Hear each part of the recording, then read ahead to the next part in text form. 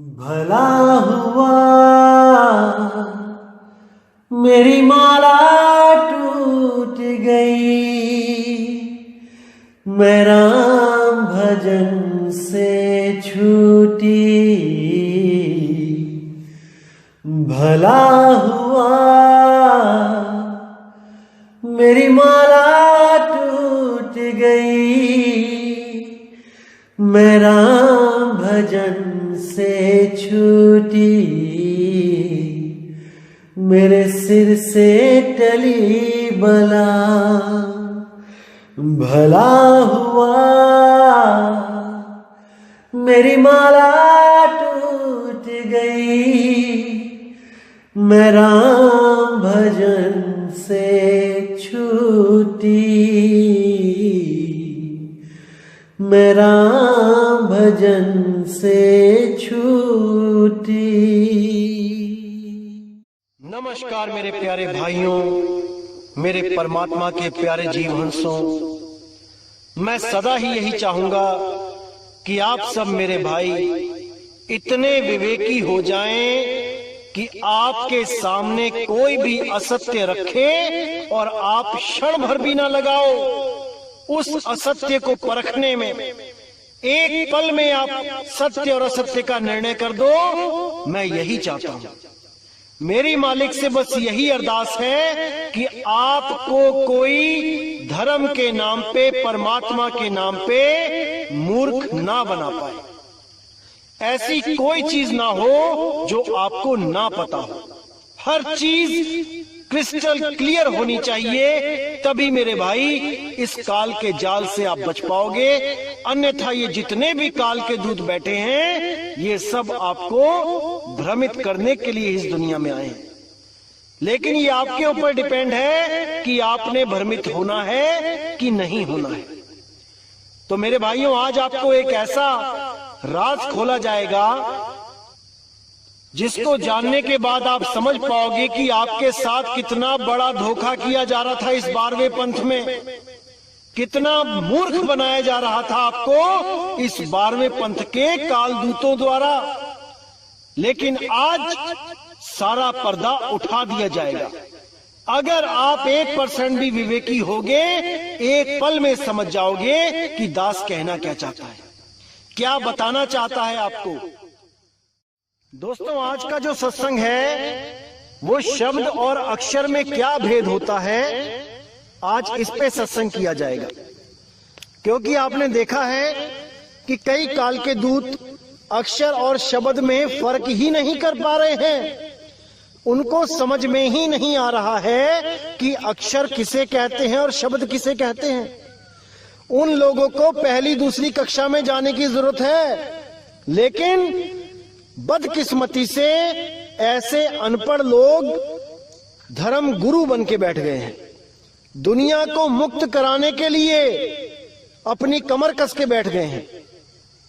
जिनको अक्षर और शब्द तक में फर्क नहीं पता, वो मंत्रों के सहारे मुक्ति देने की आशा लगा के बैठ गए हैं।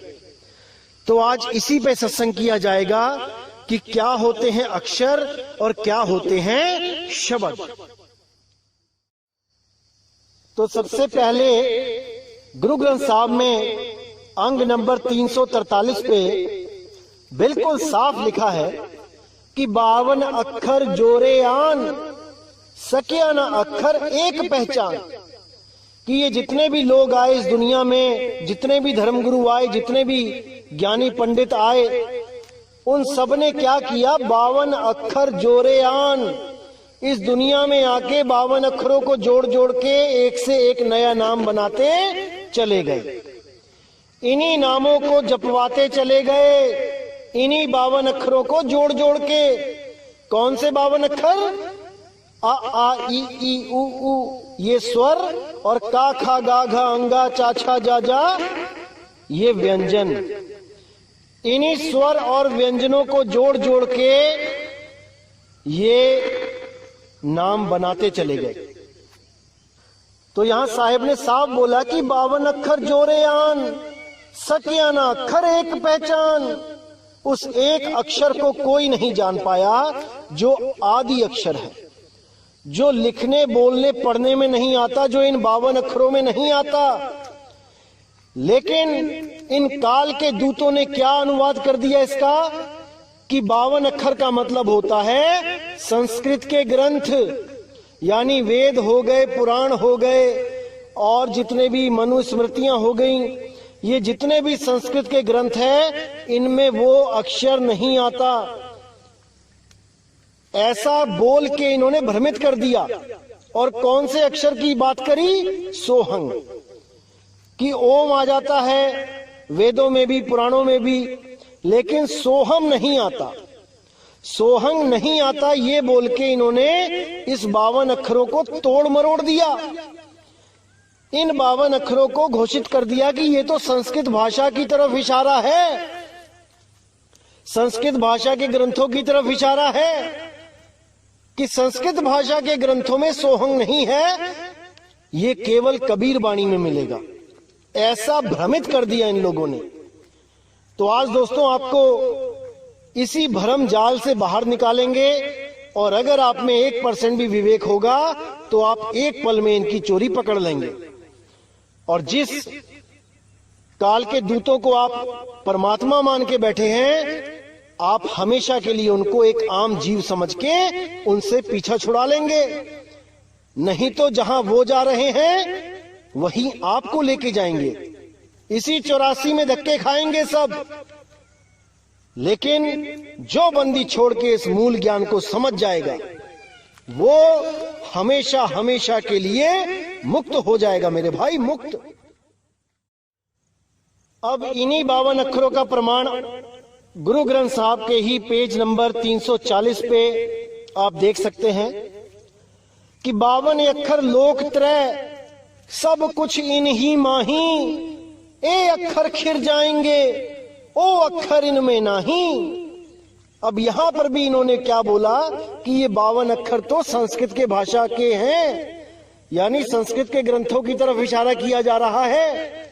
इन संस्कृत के ग्रंथों में वो नाम सोहंग नहीं है, वो तो इनसे परे है, वो अक्षर इनमें नहीं, यानी संस्कृत के ग्रंथों में वो अक्षर नहीं मिलेगा सोहंग। ऐसा मूर्ख बना दिया इन लोगों ने दुनिया को कि लै रबदाना। लेकिन मेरे भाई आज सारे पर्दे खोल दिए जाएंगे, बिल्कुल चिंता नहीं करना आप। इसी में देखिए आगे क्या बोलते हैं, जहां बोल तहां अक्षर आवा, जहां अबोल तहां मन न रहावा, बोल ये बोल मदि है सोई, जस ओ है तस लखे ना कोई। कितना क्लियर कर दिया कि यहां जहां बोल तहां अक्षर आवा, जैसे ही आपके मुंह से कोई भी बोल निकला उसने अक्षर का रूप धारण कर लिया।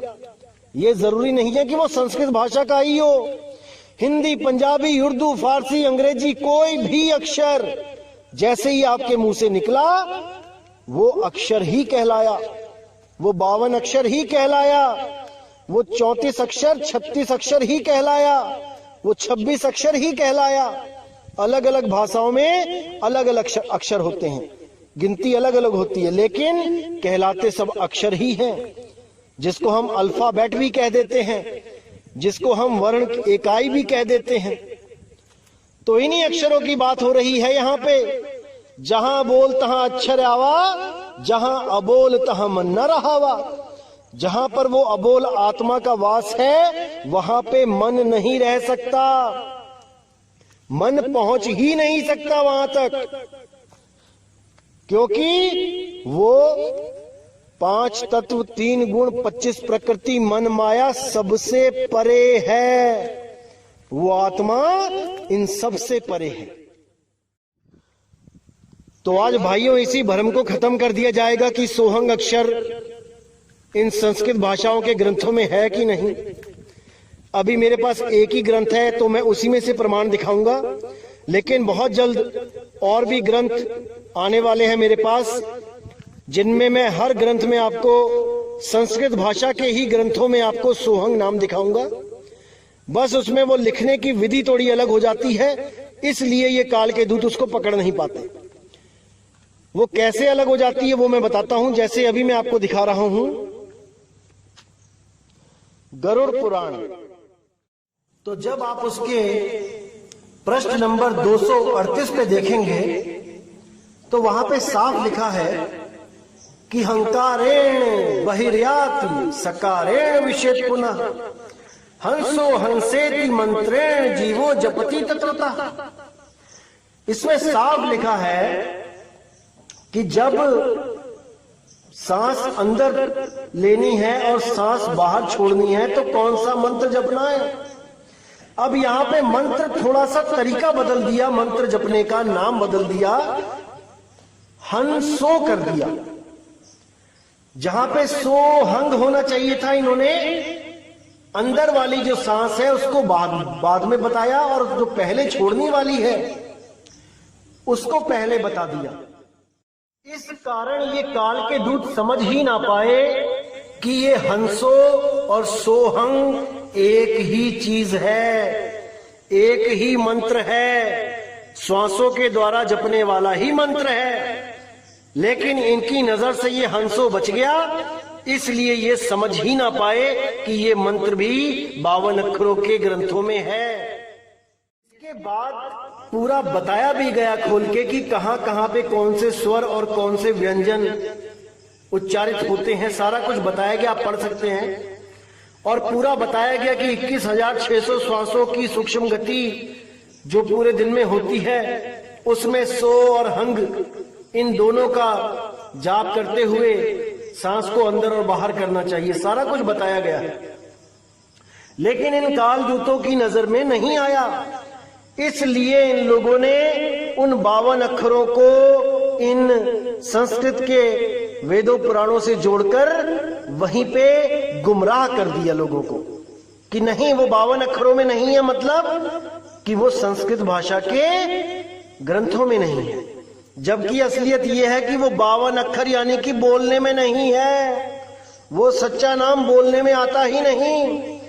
वो आखर खिर जाएंगे, साफ बोल दिया कि 52 आखर लोक तरह सब कुछ इन्हीं माही, ये आखर खिर जाएंगे, वो आखर इनमें नहीं।